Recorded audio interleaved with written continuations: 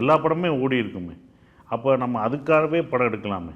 I think engaging அது அதுதான் sir நான் என்டர்டெயின்மெண்ட்டுங்கிறது வேற. பிகாஸ் அதில் வந்து சார் எல்லா காலத்துலையும் என்டர்டெயின்மெண்ட் நான் சினிமாவுக்கு ஒன்றா என்டர்டெயின் நான் சுப்ரமணியபுரம் பார்த்தேன்னா I won't say it's an entertaining film, I say it's a very engaging film. ரொம்ப அப்படியே ஒரு மனசை தாக்கிய படம் அப்படின்னு சொல்லுவேன். பட் அது என்டர்டெய்னிங் படமாக நான் ஜாலியாக பார்த்த படமானா ஐ திங்க் இல்லைன்னு நினைக்கிறேன்.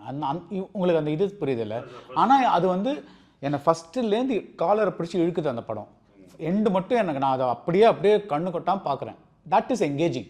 அதான் சார் என்கேஜிங் எப்படி கொடுக்குறோன்றது நீங்கள் என்ன ஃபார்மேட்டில் என்ன ஜானரில் கொடுக்குறோன்றது தான். பட் என்டர்டெயின்மெண்ட் எல்லா சினிமானாலே என்டர்டெயின்மெண்ட் தான்.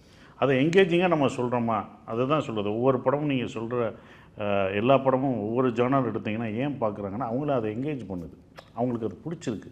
அப்போ இதுதான் ஜெயிக்கும், இந்த ஜென்சிக்கிட்டு இப்படி தான் ரசிக்கிறாங்கன்னா அப்போ எல்லா படமுமே சக்ஸஸ் பண்ணியிருக்கோம். ரைட். எல்லா படமே ஓடி இருக்குமே. அப்போ நம்ம அதுக்காகவே படம் எடுக்கலாமே. அப்போயே மித்த படங்கள்லாம் ஓடுது. இப்போ டூரிஸ்ட் ஃபேமிலி ஓடுச்சு, சிறை ஓடுது, போன வருடங்கள் வந்த படங்கள்லாம் நீங்கள் பார்த்தீங்கன்னா அப்போ இந்த மாதிரி படங்கள் ஓடுறதுக்கான எல்லாமே டிஃப்ரெண்ட் ஜானர் தானே. அப்போ அதெல்லாம் ஓடுறதுக்கு காரணம் என்னென்னா அது எங்கேஜ் ஆயிடுச்சு, அவங்களுக்கு அதை கனெக்ட் ஆகுது, கனெக்டிங். ஸோ அப்போ அதுதான் நான் அப்படி தான் நான் பார்க்குறேன்.